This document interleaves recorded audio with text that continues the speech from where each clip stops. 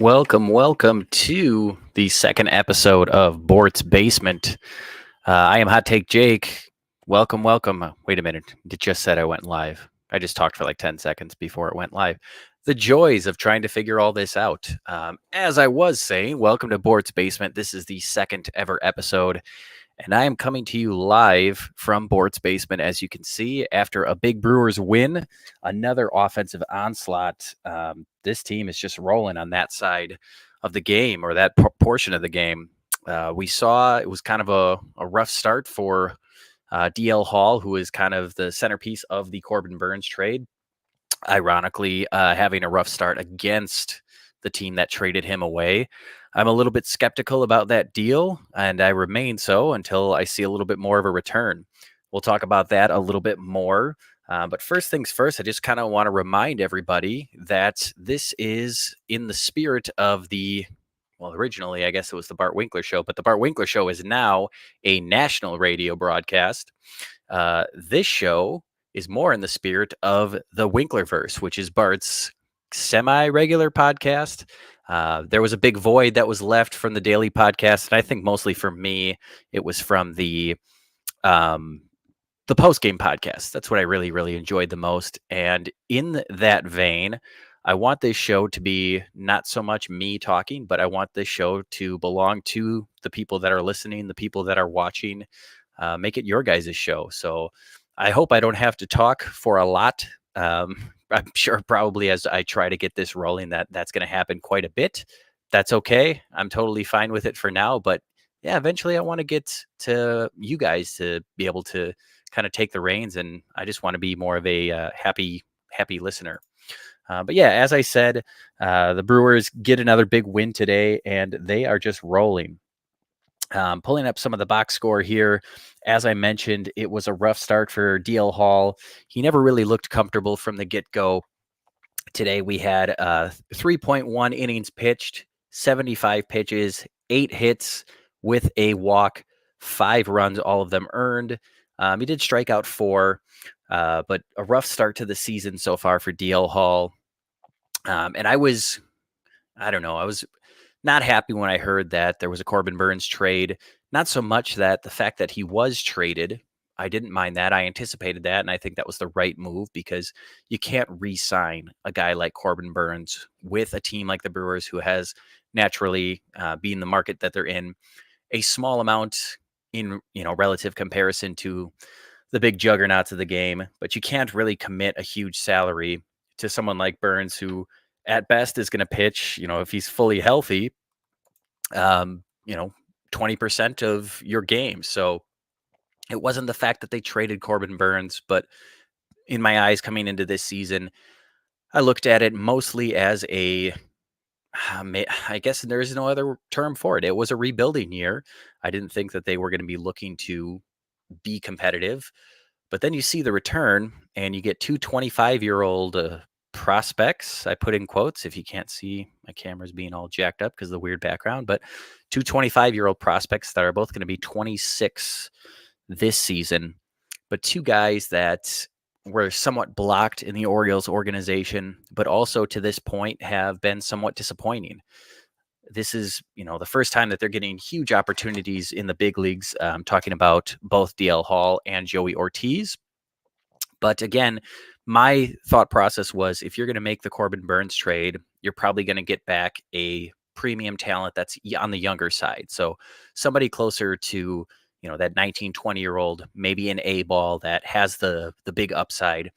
And then to see the return on that is, two guys that are kind of ready to contribute, but not sure how much you could say that they're contributing.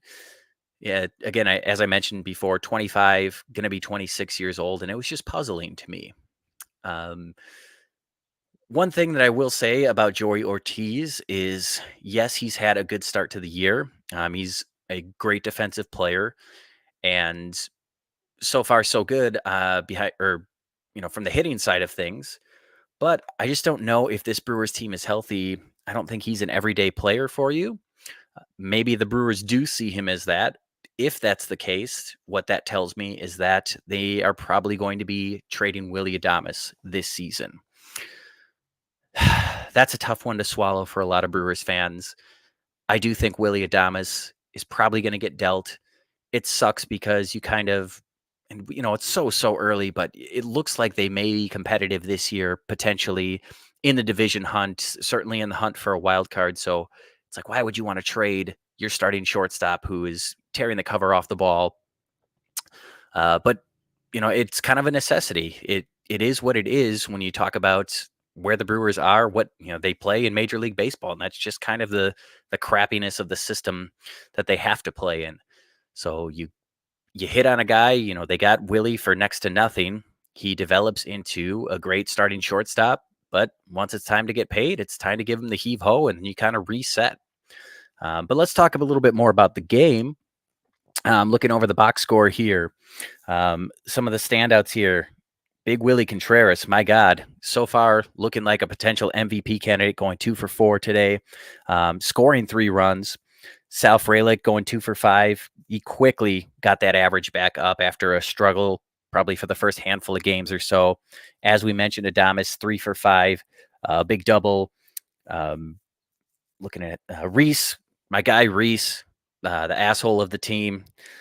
Reese the Piece, 2 for 5 today, including a nice home run that he just launched. Terang 3 for 5. So again, these guys are all just kind of producing at the same time. And the old thing is, or the old cliche, I guess, is hitting is contagious. So given how scorching red hot they are right now, chances are that's probably going to die back down a little bit. But the hope is that if that does happen, your pitching kind of brings you up. Let's bring our first comment to the show. Trevor saying they tried extending him in the offseason and he turned it down. I had not heard that. I guess that's not surprising to me that, somebody like Adames is going to turn that down and see what he can net in the offseason, given just the ridiculousness, not only of just baseball contracts in general, but shortstops also. So if he does end up getting dealt, I think it kind of shows their hand that they went and got Ortiz to probably be that everyday shortstop. But you also have a guy in Terang who defensively could certainly handle the position. I think the question about him was always going to be, is he going to hit well enough? And so far, so good. Maybe the team's MVP so far, Terang, as far as offensively. The obvious answer, the easy answer would be Willie Contreras. But I think Terang, given what the expectations were coming into this season, God, he's just been a breath of fresh air. Talking about the pitching, I did mention DL Hall having a rough start today, but obviously the bullpen just coming in and stepping it the hell up. So you go the rest of the game after the 3.1 innings from DL Hall, the rest of the game you go scoreless. Looks like 1, 2, 3, just 4 hits for the remainder of the game. So that's been the calling card for the Brewers for many years now, is that the bullpen just kind of locks shit down. So good for them. Fun game today, and this team is just fun. I do want to mention that the Brewers in their minor league system seem to be just having the weirdest bit of luck. Their first round pick last year, Brock Wilken, took a ball to the face, which is never a good thing. I read like facial fractures, which to me sounds just incredibly painful. So that sucks. And then a good friend of mine today told me that Cooper Pratt, their promising shortstop, had like something with his finger today. And then we get the news that last week Jefferson Carroll is going to be out for the year with the shoulder injury, the torn labrum on the throwing arm. So that's a bummer. But I'm going to go ahead and bring in to the stage here into Bort's basement, Mr. Austin. Austin, what's going on, man? What's going on? The number one fan of Bort's basement. This is we appreciate you. Big fan of this, dude. Loving it. I gotta get a setup going in my own basement. I see you got a little hole down there that you're in. Yeah, that's totally my basement. I know, I believe it. It's as believable as Bart's piano. Yeah, well, it does look like a Wisconsin basement. Let's be real here. It does. Well, if I showed you my basement, it would line up. Yeah. Hey, so I missed a little bit. I was listening to the other post game show. What Boo. do I miss? Well, we kicked it off talking about DL Hall having a rough start. Really, the first thing we mentioned was just naturally this offense is just insanity right now. You wonder when it's going to stop. DL Hall being disappointing so far as the main piece in that Corbin Burns trade. And to me, it was just kind of telling that I thought that this would be a rebuilding year for the Brewers. But when you see the return on a Corbin Burns trade, it's not that premium young asset that you would be expecting. It's two 25-year-olds, which was surprising to me. Yeah. So, okay, I'm going to go on the first part you said there. The thing about the Brewers this year, and it's give or take with the Brewers that we can't have nice things. So we can't have pitching and offense, right?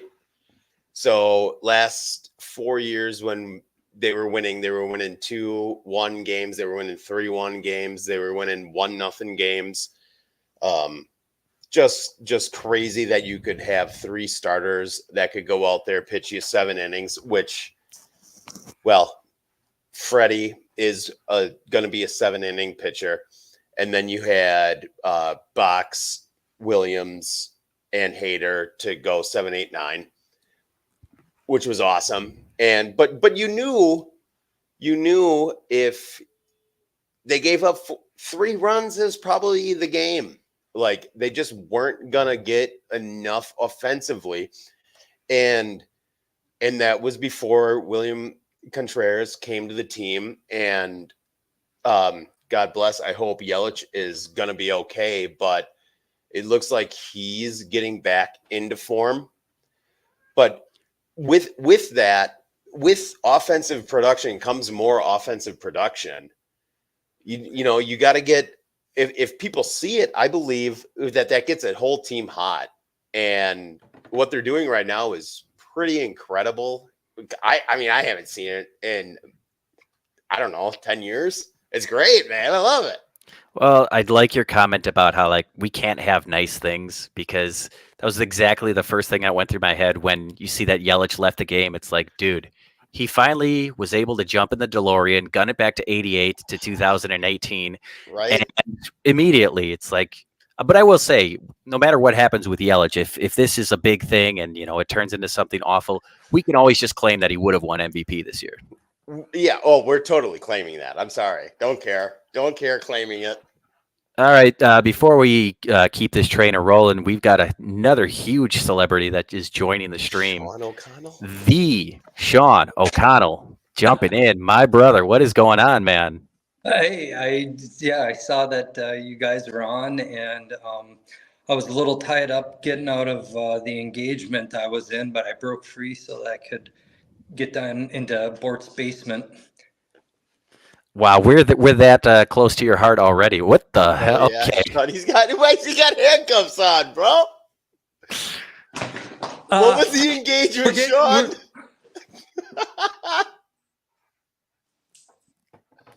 So we're not getting anything from Sean on that one? No, one and fucking only, man. For anybody that is only listening and not seeing this, I think we just got a peek into the Sean's personal life a little bit. So little BDSM, perhaps, right there. Good for him. I guess Mrs. O'Connell's taking care of business in the O'Connell basement down there. It looks like gym equipment, but I don't know. That might be something else. Some extra tools. All right. So hey, Sean, I gotta ask you something. Thing on? There he is. So I need your take on this, Sean. I had a friend of mine that had brought up OJ, the sad and untimely passing of Mr. OJ Simpson this week. He had mentioned that Norm Macdonald is finally free of purgatory, that Norm was just kind of waiting. And now that OJ is gone to hell, Norm's heaven is probably OJ's hell. And he had this nice mental picture of OJ getting to hell, and he's tied up to a chair, and he just has to listen to Norm do OJ jokes for all of eternity. I think OJ was only found guilty of being the greatest NFL rusher in history, and we were all guilty of being the greatest rushers to judgment in history.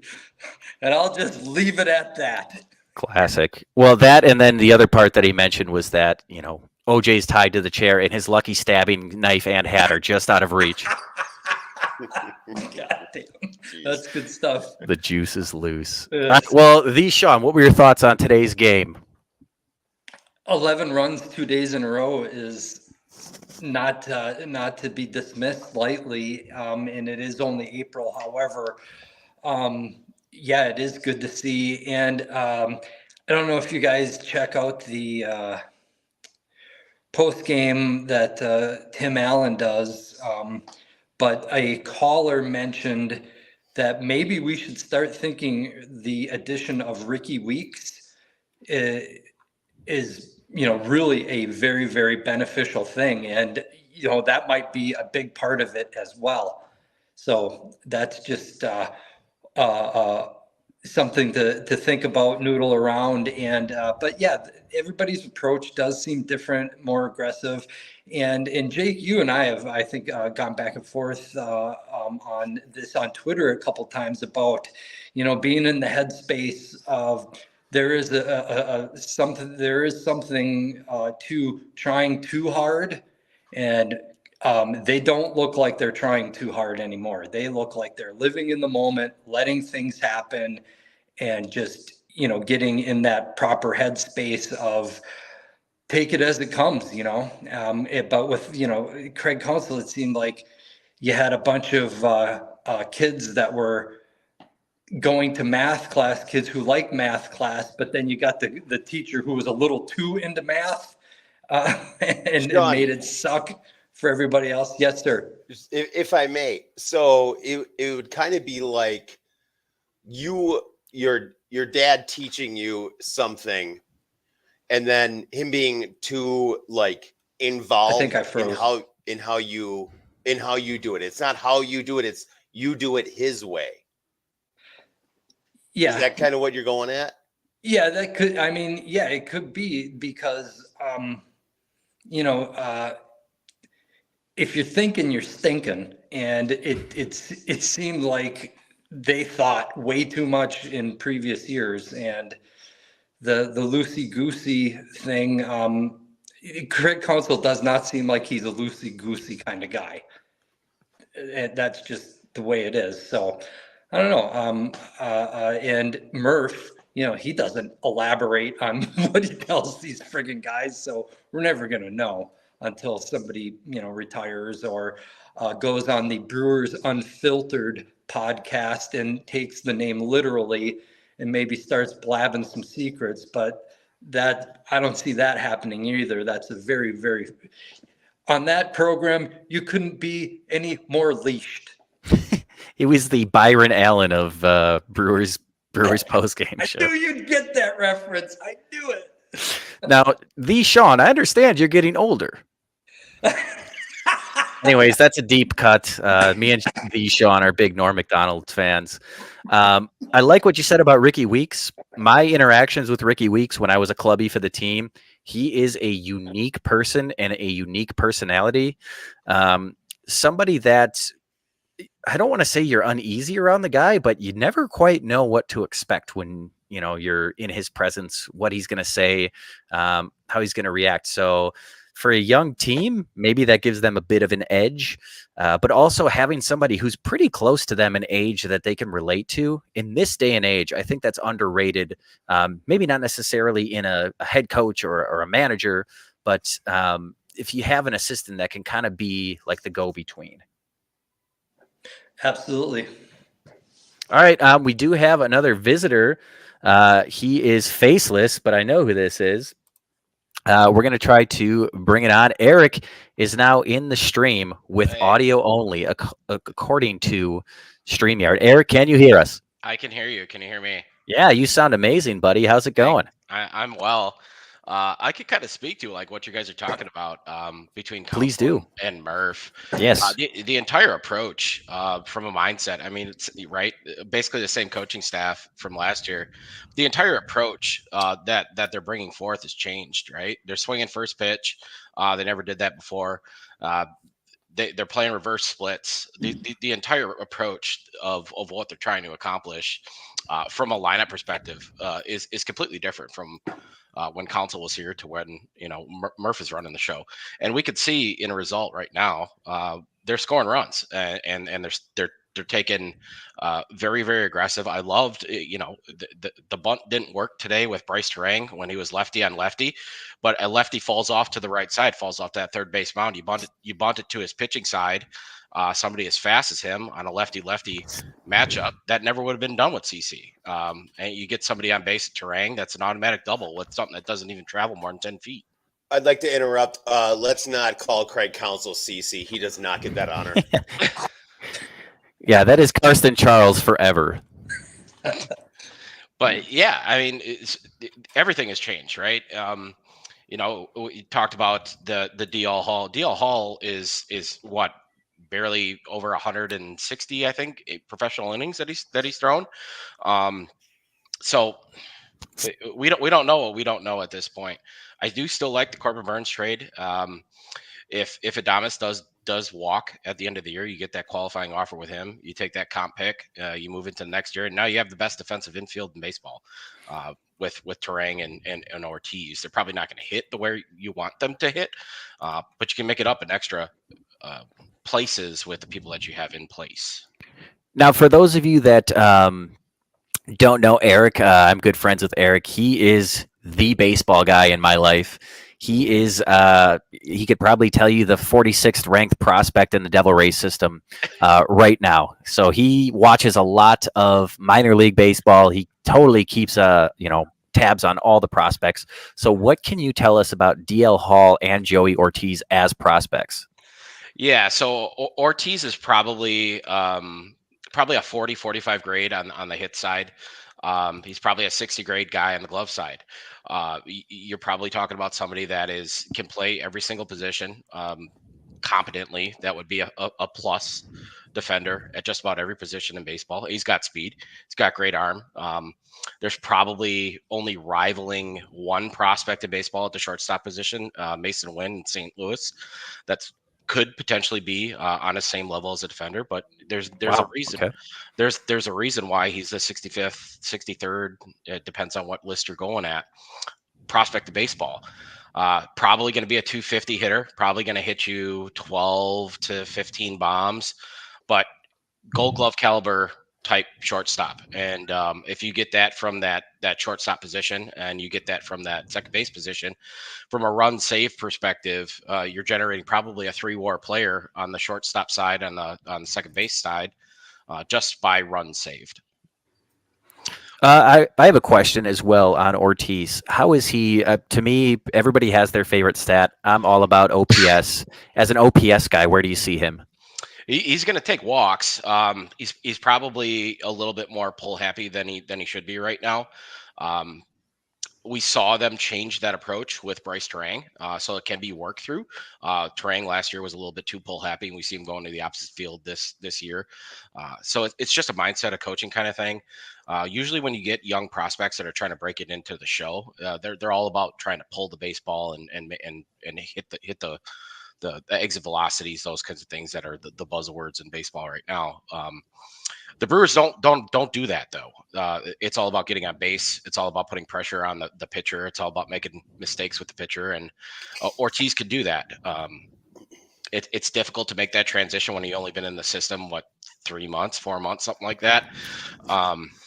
Yeah, I think that the OPS could be there. He's probably a little bit more on base than he is from a hitting perspective. He could take walks. He's got pop. He's a strong dude. Very quick, very athletic, got really quick hands. Back can get a little bit long. If he can somehow get away from that pull happy side to get into that opposite field kind of approach, that what we see with Terang, and also with Churio, that's something that Churio needs to work on as well. Get away from that kind of pull happy kind of thing and focus on that opposite field and put the ball right up the middle. Before we move on to, I want to ask you about DL Hall as well. Where do you do you see the infield of the future as Frelick at third, Ortiz at shortstop, Terang at second? No, I do not. I think you're probably talking about more projecting Brock Wilken. I know Wilken took a ball to the face, going to have surgery once swelling goes down. My previous work history, I worked in surgery for a couple of years. I've done that procedure of somebody getting hit in the face as an assistant. So I know kind of how that goes. It's a relatively rough thing to do. They put a couple plates in the face to stabilize the skull. Gross. Usually if you get the surgery, it's a displaced fracture. That's more of a mental thing to kind of get over for somebody like Wilken, but he was a college player, right? So college, you're usually talking 2 years out. Somebody that gets drafted in college, you're expecting them to be pushing the major leagues in 2 years. I don't think Frelick is your kind of third base guy. I think Frelick is probably your super utility kind of guy, or a fourth kind of outfielder. I don't think the power plays well enough for Frelick to be an everyday kind of guy.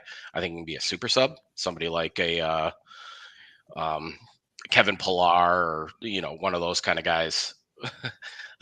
I don't know what's going on with these, Sean, right now, but cool. I think he's disagreeing with that Frelick take. Yeah.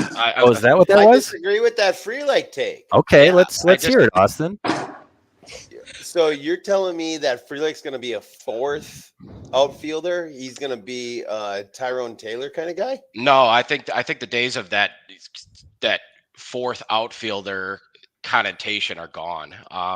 You need four outfielders in this day and age in baseball with the DH. You need four outfielders. You need people that can consistently rotate.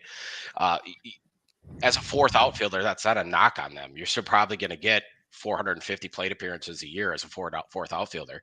I think Tyrone Taylor has like 55 or 60. He's pretty close to the top of plate appearances in all of baseball. He's actually hitting like 320 right now for the Mets. So Go figure. But I mean, let's talk when slam. Tyrone was with the Brewers, not when he's with the Mets right now. Right. Let's Well, bring that yeah, up. and I understand. Yeah, definitely. But like, the connotation of the fourth outfielder being a knock is those days have kind of sailed. Fourth outfielders getting 400 plate appearances this year. That's your 10th man on your roster, your 10th batter. With the amount of the injuries that are running through baseball right now, you need to be 10, 11 deep. You can't just run a 9-man starting lineup out there every single day and expect to win 90 games. It's just not going to happen. Do you think that Wilkins' future is at third, or do you think, because I look at the Brewers, they seem like a system that they like to be aggressive with these guys in their placement, and I look at kind of the way the roster is shaking out. If he wants to get to the big leagues quick, I always kind of envision him as being at first base. No, I don't think so. I think if you want to dream on somebody at first base, it's going to be Wes Clark. If you're gonna dream on a first baseman, but you just locked up Reese for what did Reese get? 2+1? I think 2+1, right? I'm not. I thought it was a 1-1. Maybe you might be right. It's a 1-1 or a 2+1, but everything that you're doing right now, the nature of baseball at this day and age is everything's interchangeable. You want interchangeable pieces. You want your third baseman to be able to play first, be able to play left. You want your catcher to be able to play in the outfield. You want somebody to continually coming through in that DH spot. The only like true position that we have in this kind of model of baseball right now is that catching kind of role, that backup kind of catching kind of role.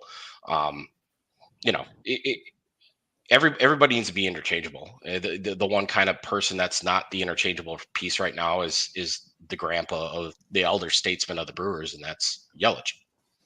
Gotcha. Andrew chimes in from YouTube, or excuse me, looks like from Twixer. Brewers always aggressive with placement, but then we need to expect a bad first year in the majors. I don't know about that. Churio might be the exception to the rule, but I do want to talk to you a little bit about DL Hall as well. Mm-hmm. To me, and this is kind of just my ignorance coming into play, but when I heard about the Corbin Burnes trade, and the first thing I did was look up these guys' profiles on MLB.com, and it said that it really projects him as like maybe a premium reliever, and that's when I just kind of lost it. Like, really, this is the centerpiece of the Burnes trade? What are your thoughts on DL Hall as a starter, as a reliever moving forward? So the reason why they kind of pegged him as reliever profile is because of the amount of injuries that he's sustained.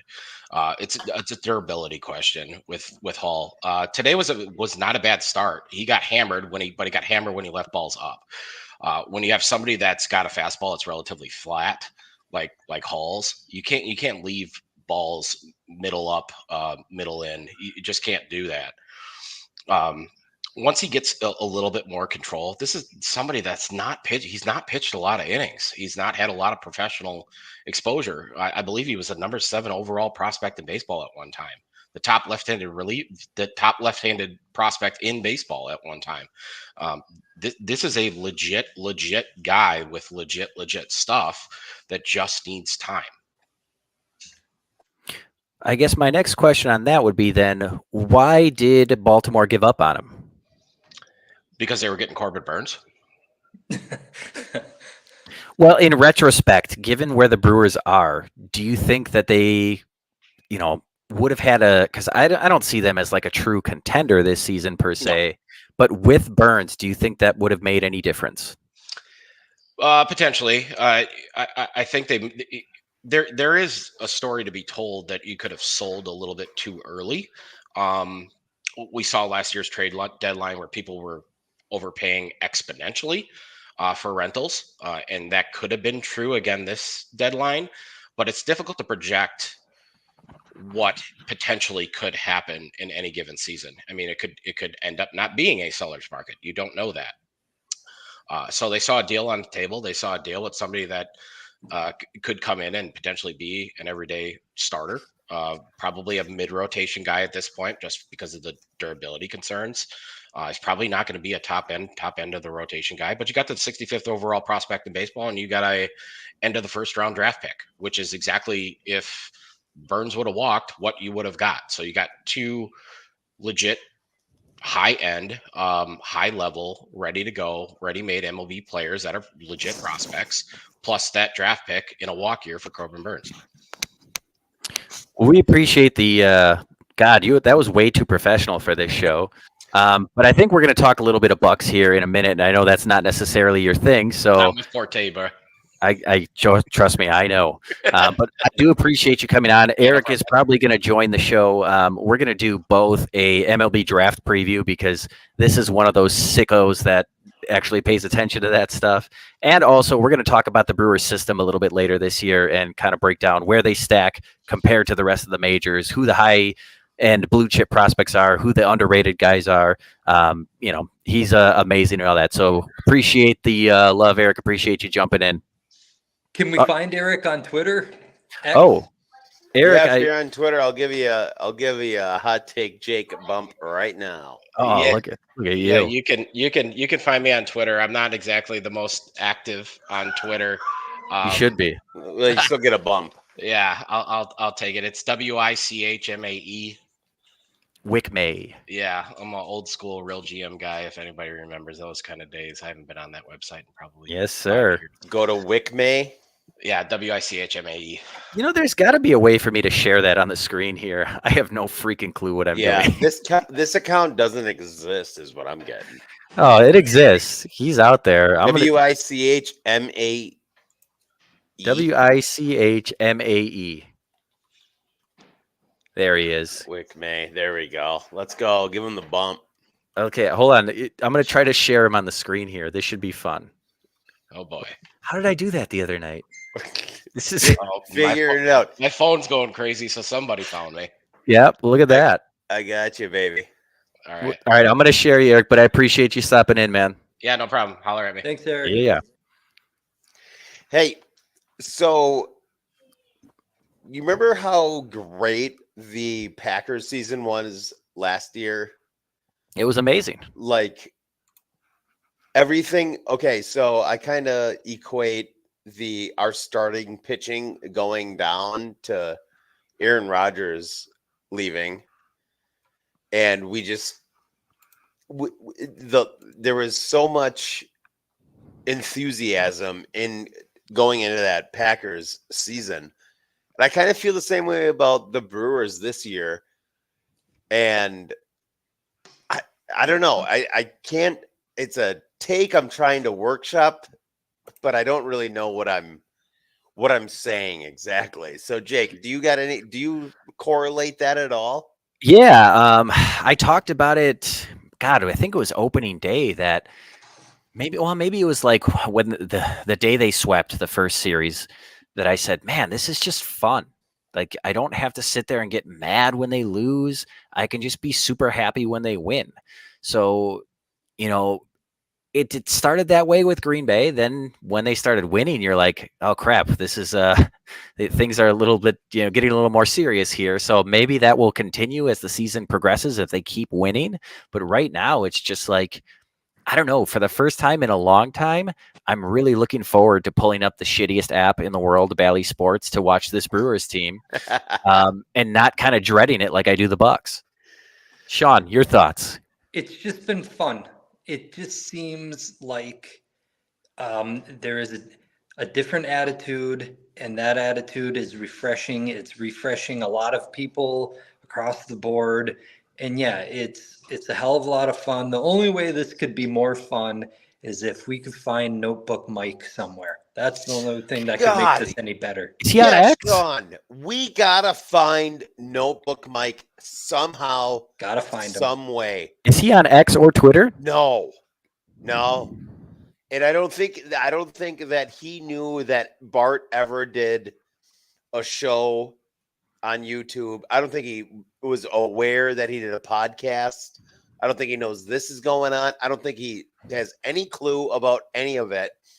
And I don't think he even knows that Sparky's going to be back on Monday.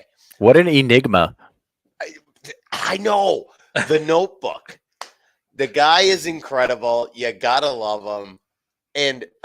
He's the man's clueless, I think. In the best possible way. In the best possible way, yes. Josh the Red Baron chimes in from YouTube saying, agreed, Bally is the worst. I mean, that's the most obvious take of all time, is it not? Yeah, I don't think anyone's going to argue with there, Baron.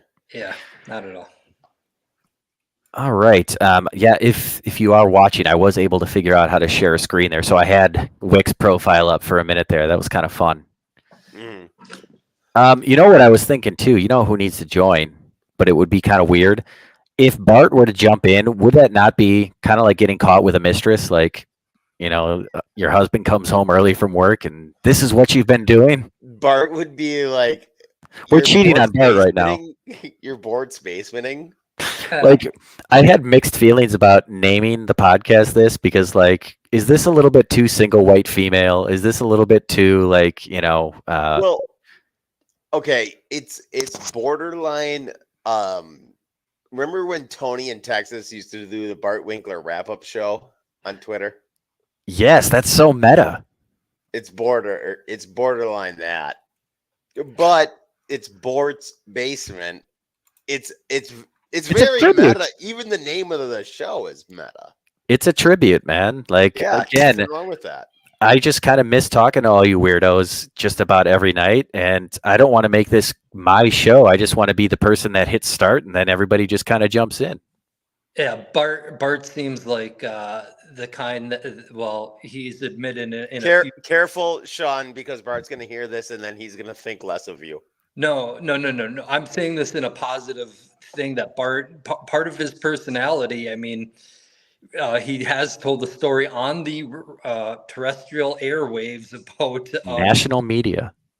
I don't know if he's done it on national yet, but I know, still on the Fan, he told the story about loaning $100 to a guy who he knew slept with his girlfriend and never asked for the money back. So I never heard this one. I don't think Bart would begrudge us. Being within the realm of the Winklerverse, talking sports and sports radio. I don't think he would begrudge us at all. Oh, that's awesome. I never heard that one. That is why we love the man. Okay, so if we're in Bort's basement, can we talk a little Bart for a sec? Please do. That man he gave up so much personal information on the airwaves. absolutely loved it. I mean, like, yeah, he gave his email address out, he gave his phone number out, but he told so many fucking personal stories. That's why I love that show so much. Well, Fucking hilarious. there's a level of authenticity that sticks with me. And the reason why, when that station went under, Bart was really the only guy that I had vested interest in and that I followed. It's because he is authentic. I think he probably hurt himself a lot of times with the things he said about Milwaukee radio on Milwaukee radio. And I think that there's that's virtuous in a way. Like, he cannot tell a lie. He's just going to tell you like it is. So we love Bart. If you're tuning into this and you have no idea what we're talking about the Bart Winkler, the host of the nationally broadcast Bart Winkler Show, which can be heard on CBS Sports Radio, and the godfather of this podcast. I'd like to think certainly the spiritual inspiration. And there is, and for me, there is one other person that falls into that. Tim Allen, I hold in high regard, and there was a time when he had a podcast with Billy Baby Tausch, and I think it only went like about 15 episodes, and was called, I want to say it was Tim and. You're right. You got Tim it. and Tausch. Was it Tim and Billy in the morning? Tim and Tausch in the morning. Okay. And yeah, and there was a story. Tim was telling a story about being in a party, and he snuck away with a young lady, and he goes to Billy. He says, "Billy, you're in that bathroom with a lady and the music's bumping in the other rooms and it's just getting real hot and sweaty. And then when you're done, you just gotta reach for the hand towel and clean yourself off." God damn it. And it went right over Baby Tausch's head. It was the freaking funniest thing. Yeah. And I fell in love with, I didn't think I could like him more, but I literally fell in love with Tim Allen at that moment. I said, that's one of my dudes. And you two are two of my dudes. I got to get running. There's all kinds of feet going on upstairs. But thanks for having me, fellas. Appreciate it. Rock and roll, Sean. See ya. We love you, the Sean O'Connell. The one and only, man. And the only Norm superfan that's probably a bigger Norm Macdonald superfan than me that I know of. Oh, he just gave me a really bad mental picture that I hope I never have to think about again. I mean, God bless you, Tim Allen.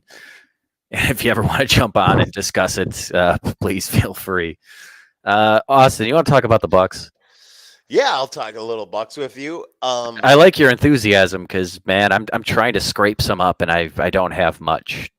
All right. So they pissed that game away against the Thunder, but who did they really have playing that you ever thought that was going to be an actual game?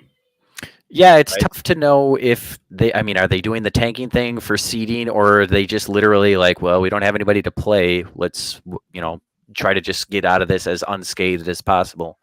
They're doing it to make it look, because they're doing it, yeah, I guess in both ways. And do you understand the playoff scenarios? Because somebody sent them to me, and I have no freaking clue what's going on. I have no idea.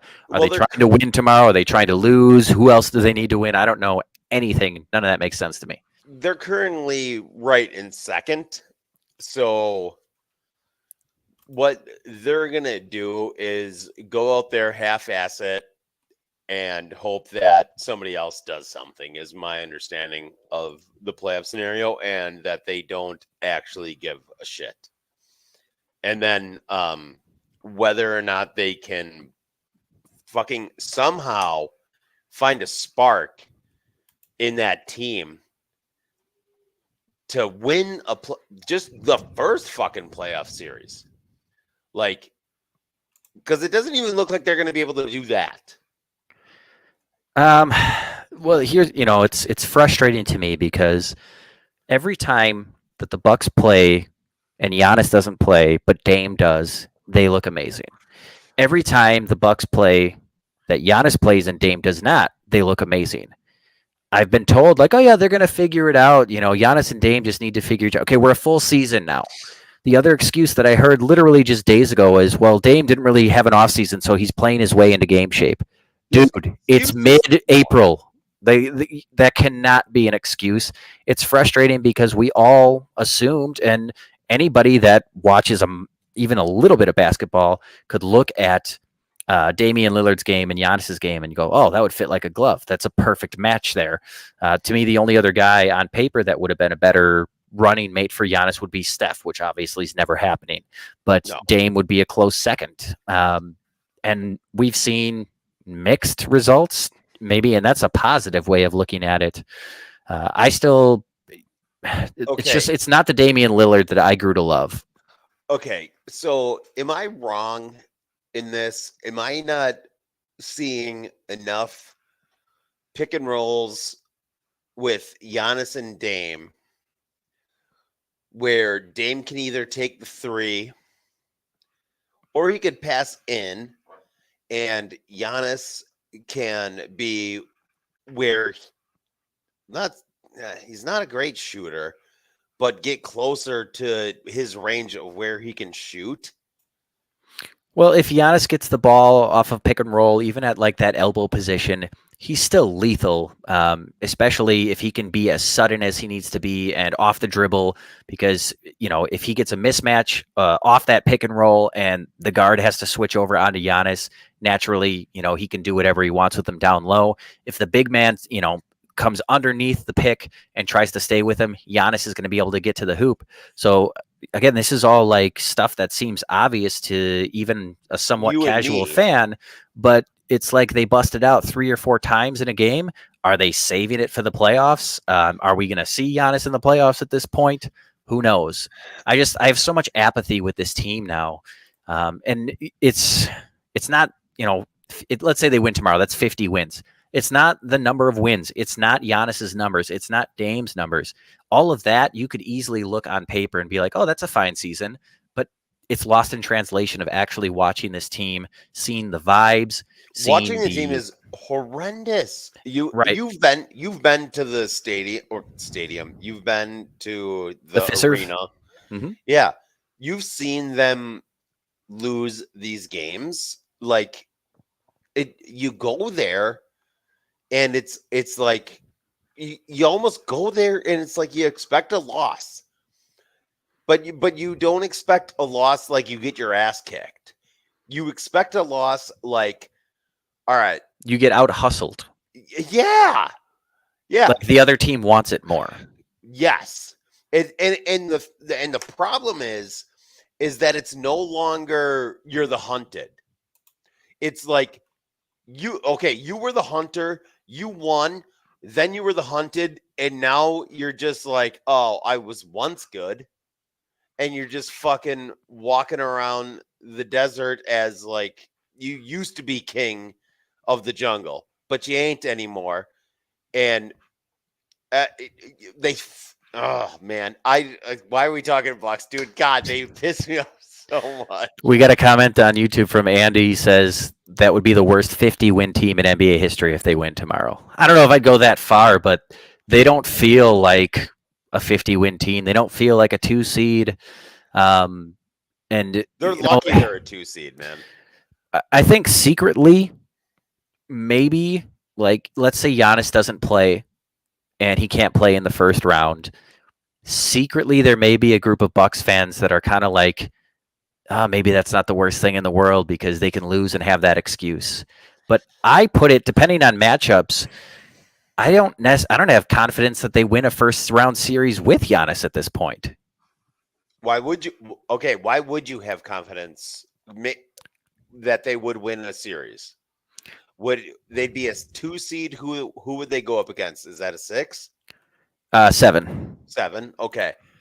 So, and we still don't know who that's going to be. So there's any number. There's like 15 scenarios still left, all that are going to be decided tomorrow. Yeah. Okay. So your potential opponents are, because the Bucks could drop as far as 4th tomorrow, depending on what happens. So you could end up playing Miami. You could end up playing Philly. You could end up playing Orlando. I think Orlando would be the team that you probably have the most confidence against. But they like, just beat you. I think Philly and Miami, like, gun to my head, who's winning that series? I'm sorry. Like, if I had to put money on it, if I had to bet my mortgage on it, I'm probably going with the other team at this point. You know what, hot take, Jake? I would agree with you on that. And that says something about the Bucks team. What I know, see, I'm not a guy that I'm going to say it comes down to coaching, because Coach Bud literally ran out there all the time and told his players he's got to be better.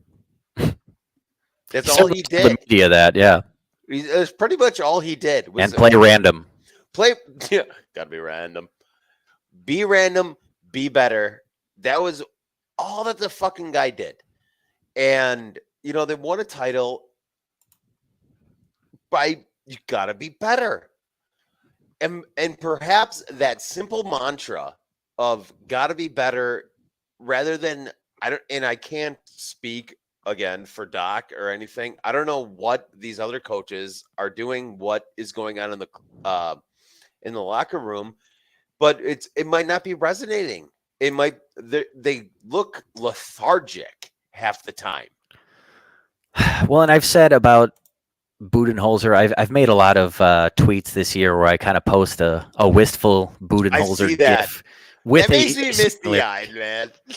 I mean, I miss the guy because say what you want about him. I think he got a bad rap for last year, and he kind of took he was wrongly fired. At this point, it looks that way. It was very reactionary, and it was like somebody needs to be held responsible. But I've also heard a lot of people have the same take as I do, that had the Bucks known they had this Dame thing that was going to happen, they probably would not have fired Budenholzer. So it's too many big, huge moves to try to bring in a rookie head coach, bring in a Damian Lillard. I have all the confidence in the world that Budenholzer would have this team rolling, at least as a regular season team. Okay, do you think they made too many moves too quickly? They were too responsive, and perhaps organizationally they fucked up. They lost in the first round, and they reacted and fucked up. Is that a possibility? Yes. And then because then they made drastic changes by trading Drew, getting Dame, thinking that would work, and then they hired Adrian Griffin. They brought in 3 coaches, right? And then Giannis was like, "Well, fuck Nick Nurse. I don't want that motherfucker. Sorry for all the cursing." No. And then go for it. And then was like, "Okay, Adrian, if you're gonna give me these 3 guys that I can pick that I want to hire, okay, well, I'm gonna pick this guy, former player." And then, but he didn't know everything about coaching. And then Giannis is taking on responsibilities of coaching. And then, and then they bring in Dame, and then Giannis is taking on responsibilities of coaching. And it's just an enormous amount of stress that's like compressing in on them. And like, how do you recover exactly? You fire your coach and bring in Doc fucking Rivers, who was talking on a TV show? The guy's blown how many 3-0, 3-1 leads? It is get it. A bizarre series of events. Wow, I didn't expect that rant. No. I appreciate that. I think you're echoing a lot of our sentiments, but it was a bizarre series of events that I don't fault them for the Dame trade. I think that was a go for it move that many of us in years past would say they just don't have the balls to pull something like that off. And they did it. And on paper, it made all the sense in the world. And on paper, they absolutely stole Damian Lillard from Portland, mainly out of spite, because Portland was just like, "Fuck you, Miami, you're not getting them. So we're going to send him to your rival," which is a good move. I agree. It's tough because they had no control of Portland turning around and trading Drew to the Celtics, which hurts. But even still, I don't fault them for that move. The Griffin thing, it's there's an old adage in professional wrestling that if you take somebody off the card, you can replace them, but it has to be a bigger name or a better name. Doc, at this point, like what we would always hear about Budenholzer is like, well, God, look at what he messes up in the playoffs. He'll have him rolling in the regular season. So who do we ultimately have going into this year's playoffs? The guy synonymous with choking away playoff games and playoff series. So it's bizarre to me that that's the guy that you had lined up. I think any number of people would have made more sense, including Terry Stotts, the guy who was like, what the hell's this Griffin dude's issue? And Mike Budenholzer. Like I would have, God, I would have been like John Cusack and say anything. I would have been outside his window holding the boombox up, playing "In Your Eyes" by Peter Gabriel. Just begging the guy, like, please, we I fucked still up. love you, baby. In your eyes. Andrew Right. chimes in on YouTube. Don't you feel like they have a better chance of winning in the first round if Giannis or Dame is out? It just feels like they play better when they're a bit undermanned. What I feel like is that when Giannis and Dame, like when one is playing and the other is not, that team is just playing basketball. And then when both of them are playing, it's like they're trying to figure out how do I get this guy involved? How do I, kind of feed this guy's ego, so to speak. So it's just, we're an entire season in now that should not be happening. So yeah, I mean, I can see, that has some validity to it, that maybe they'll actually have a nice string of games here, or that they'll be able to put together a good series, given that, all right, Giannis is out. Maybe this is a way to get Dame's confidence going. Maybe that's a positive way of looking at it. Sure, I'll take it. I'll take any positivity I can, because right now I just have so much apathy with this team. And before I let you chime in on that, Austin, Red Baron asks, we are paying 3 coaches right now, correct? That is correct. The way things are looking, they might be paying a 4th next year. I wonder what the record is. Now, see, that's the thing, is they're so far gone that, okay, if they fire, excuse me, if Austin partaking in the afternoon Brewers game, yeah, clearly. I know. What are you drinking there, buddy? Oh, Tass. PB Army ASAP. Yeah. That's an old pull. No. But go on. So the GM's getting canned, right? If they fire Rivers, that is John Horst is got to be next, right?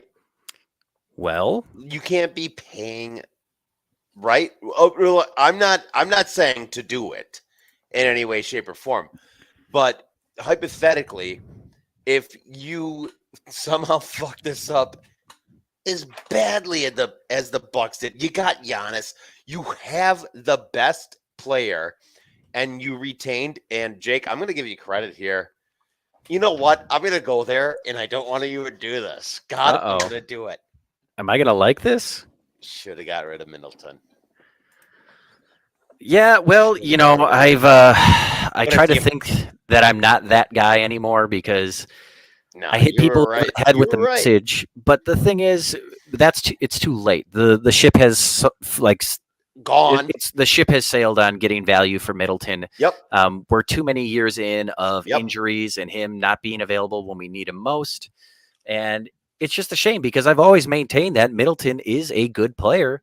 I didn't be able to win a title with him as the number 2. I was proven wrong on that, and I was happy to eat an entire feast of crow. But I also thought at the time, God, it might be unpopular, but if you're ever going to move the guy, his value will never be higher than it is right now. And I also thought the next team that pays him a long-term deal is going to regret it. That turned out to be the Bucks. You know what sucked so bad about that was you won the title, and then the MCL happened during the Bulls series. When were you really going to be able to get rid of them? Right, and it's what I mean? I was called a Middleton hater at the time. I said after they won the title in that offseason, right, I said, you got your, this is a chance to. No, and I'm giving you flowers on it right now. You're 100% right. I wish that, someone else would have back in the day, but it is what it is at this point. Oh, I was so pissed at you back in the day for that. I was like, Jake, what the fuck? As I'm wearing Middleton jerseys, I was like, Jake, you fucking asshole. No. When it comes to the Bucks and Chris Middleton, I was often referred to as a Chris Middleton hater, but I always fancied myself a realist. And just what's the line from the Joker in The Dark Knight? I'm not a monster. I'm just ahead of the curve. Nice. I haven't seen that movie since 2008, but it's been a minute. All right, I think God, we made it to an hour. That's officially 1 hour. That went longer than I thought it would. I thought I was going to be talking to myself for a little bit today, but Austin, I appreciate you jumping in. I appreciate the Sean O'Connell. I appreciate Wick jumping in and everybody commenting on YouTube and or Twixer. For YouTube or for you guys that were commenting, please at some point join the show. We want to, again, I don't want to be the guy that sits here and talks forever. I kind of want to just be the guy that sets it up and then you guys knock it out of the park. So that's my goal, to be the guy that hit record and then just kind of let everything happen. So Austin, any final thoughts? Go Brewers. You can't go wrong with that. I guess I'll echo that sentiment. I did play my friend Mike's Brewers hype song from 2011 the other day, but Can we get a little Tim Shea scrub it up? Is that on YouTube? I don't know. It might be. All right, hold on. Please, if you're listening, bear with me. I'm in another window trying to find some Tim Shea, premium Tim Shea content. Oh my God. Is that on there? All right, so we are going to take off now. The next show that you'll be able to find me is going to be tomorrow. We'll be dropping the latest edition of This Is Awesome, the weekly wrestling recap, and it was quite a week in pro wrestling. So if that at all is your thing, we have a lot to get into tomorrow. But I will also be jumping on periodically, hopefully quite a bit, with these Brewers post games, and then hopefully there's a lot of Bucks post games left that I can jump on to talk to you guys. So, but with that, let's we're gonna share a classic here. The one and the only him, Tim Shea, is going to, if I can figure it out here, close this thing down with the classic Scrub-a-Dub song from the old days of the Bart Winkler Show. Without any further ado, after this. Uh-oh, here goes your ad revenue. All right, here we go. Goodbye, ladies and gentlemen. Wake up to go to Scrub-a-Dub. I want to join the Scrub-a-Dub Scrub Club. Wash your car every day if you want. It's one low price starting at $13 per month. Scrub-a-Dub Club. God, I missed him. I want to go to Scrub-a-Dub to join the Scrub-a-Dub Scrub Club. Hard to say, easy to use. Sign up at Scrub-a-Dub.biz. I want to join the Scrub-a-Dub Scrub Club. Hard to say, easy to use. Wash your car every day if you want. One low price starting at $13 a month. Woo-hoo. Okay, I got to get the fuck out of here. I love you guys.